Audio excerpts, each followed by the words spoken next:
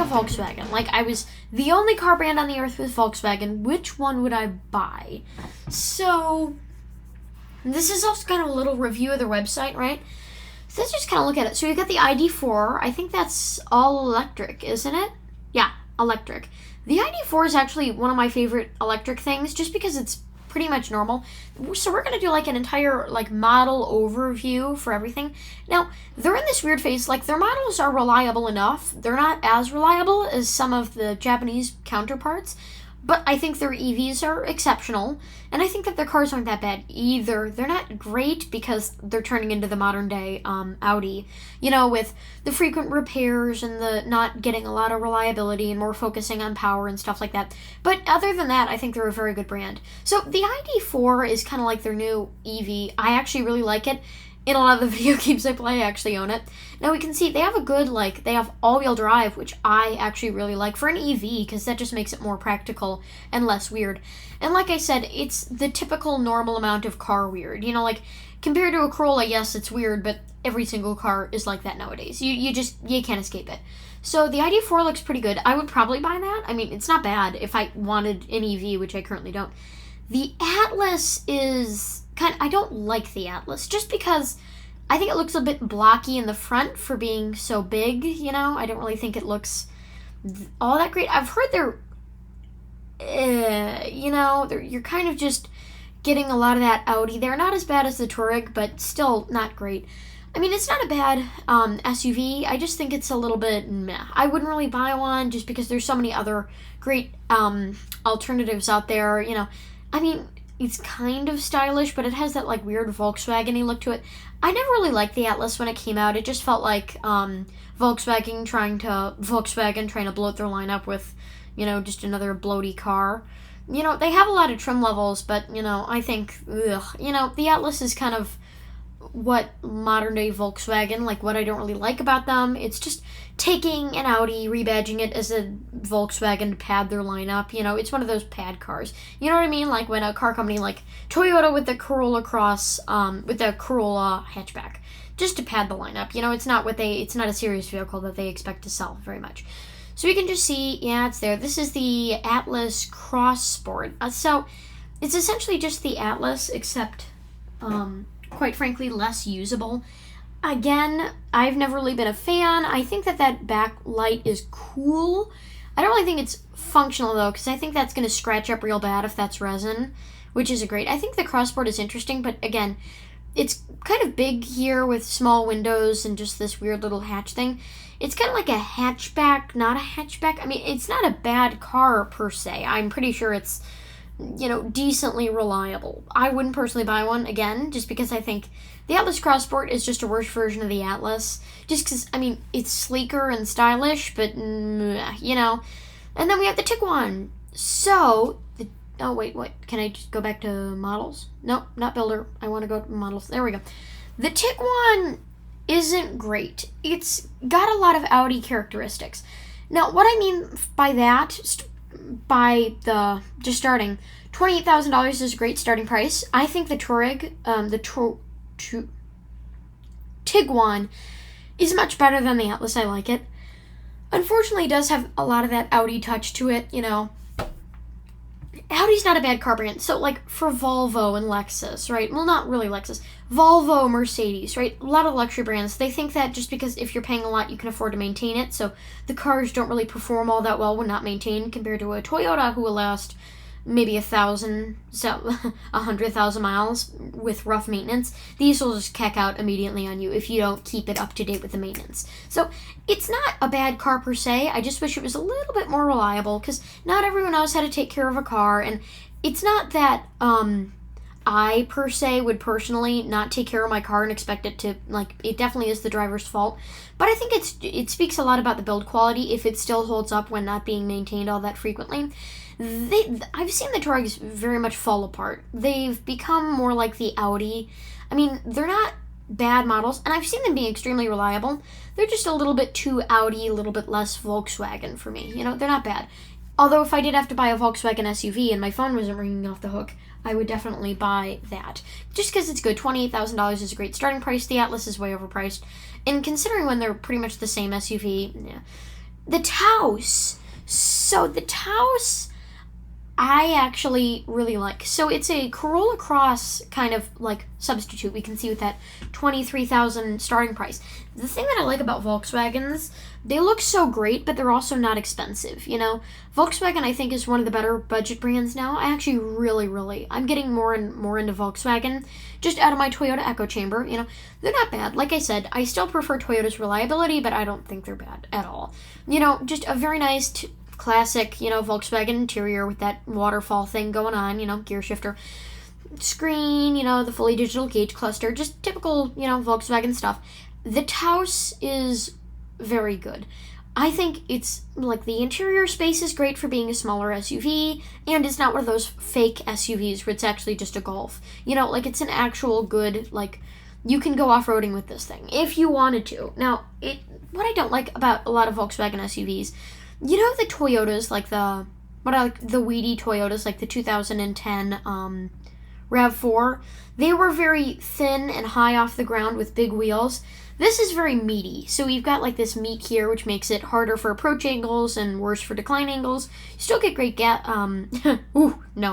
you still get great ground clearance because of that, but I prefer like a weedier CR-V or Forester or RAV4 from like 2010, just because they're better for rock climbing because they're lighter and the wheelbase is shorter, so you won't always ground out. These are kind of like a modern day adaptation of the SUV, like what buyers actually want. They say they want like an actual off-roading SUV, but they don't. They don't want that. And it's definitely true. That's why I approve this. You know, Volkswagen is just being honest with their buyers and saying, you're never going to go off-roading with this. It's an SUV. They're pavement SUVs, all of them. But they're not bad. And some of these are actually proven off-road. I mean, none of these is really bad, per se. So the sedans, the Jetta is sad. It's just kind of getting old at this point. Volkswagen's had the Jetta around for a very long time. And to me, it just doesn't have the same spark as it used to. It looks too much like a rental car. You know, like, it's not a bad car, but the design is getting old. Styling's getting old. I mean, it's a reliable car, which is pretty much all you can ask for. I don't think it's up there in quality with the Camry. You know, it's not bad, but it's definitely aging, right? And it's sad to see that they're not doing it. The GLI is very nice, actually. I really like that. We'll get here later, because that's the one that I'm actually going to check out. And then for the other, of course, we have the ID Buzz, which I think is kind of fun. Peace, love, and happiness, you know, fun. I don't think it's bad. I think if it came out earlier in, like, 2022, that'd be great, because we have a lot of camper off-roader people now, which is pretty good. I have no concerns about it. The ID7 is, like, I think it's going to be great, because it's going to pad the Jetta, right? The Jetta is just, like, the only sedan you can get from Volkswagen. The ID7 will definitely help push the Jetta more into a different lineup. The SUVs aren't bad, you know, just overall. And the electric vehicles, they seem like they're padding that segment. That's not all that bad. So the Golf GLI is, of course, you know, I keep wanting to call it GLI. The Golf GTI has been around for ages, some previously as its own model. So this is the Golf. Now, it's weird. So it's essentially what's happening. Back in the olden days, by the olden days, I mean like 2010 through 2005, wrong way around, 2005 through 2010, you could just have a small crossover hatchback, and that's it, right? It was just a small crossover hatchback thing. Nowadays, they always have to be something. They have to be sporty. They have to be fake off-roady. They have to be an EV. I don't really, you know, that's why it's called the Golf R is the thing, you know. I mean, the Golf R is just kind of interesting. Just because, you know, like, you have the regular Jetta and then the GTI.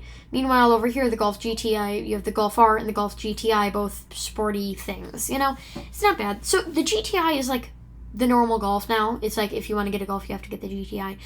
It's very confusing since it used to be its own performance model thing, which is weird.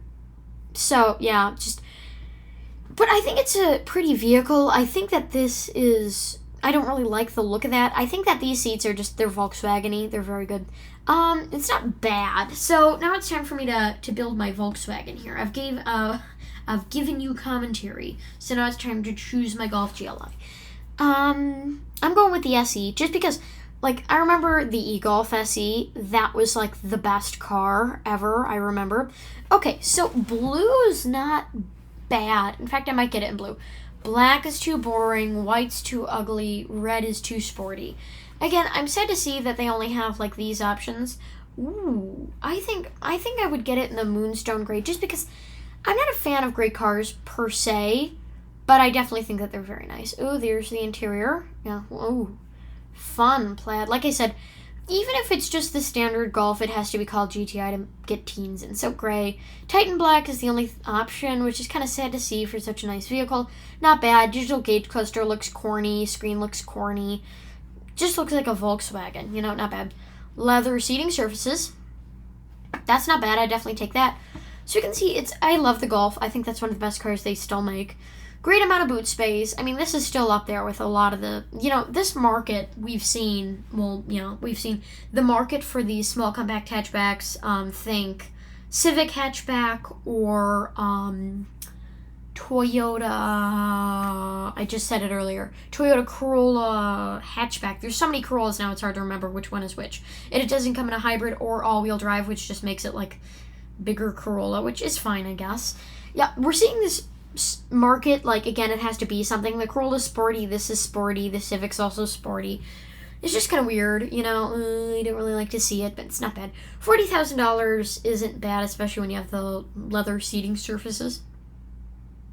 So, yeah, that's pretty much it. It's actually a very nice car. Volkswagen, I think, is doing pretty well. Out of all the car companies that we've seen go full EV and ditch all their models, the only market I think that they have that's been really affected is the Jetta. Not bad.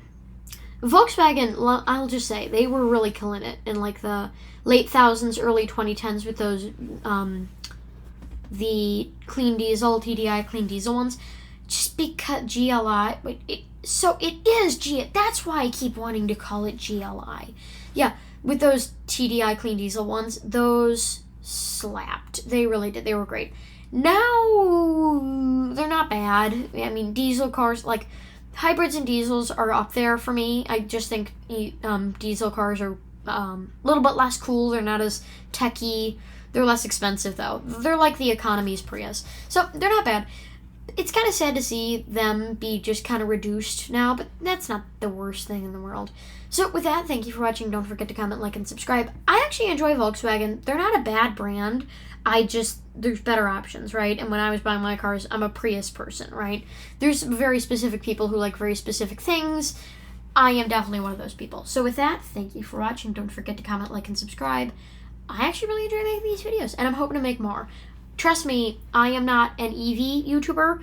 If I start making videos on one subject for a while, that's just because I have ideas about them. I'll eventually shift back to my normal gas and hybrid talk once I'm off EVs, right? Right now I'm on Volkswagen. I'm like a sailboat. I move on from place to place continuously. So, yeah, thanks for watching.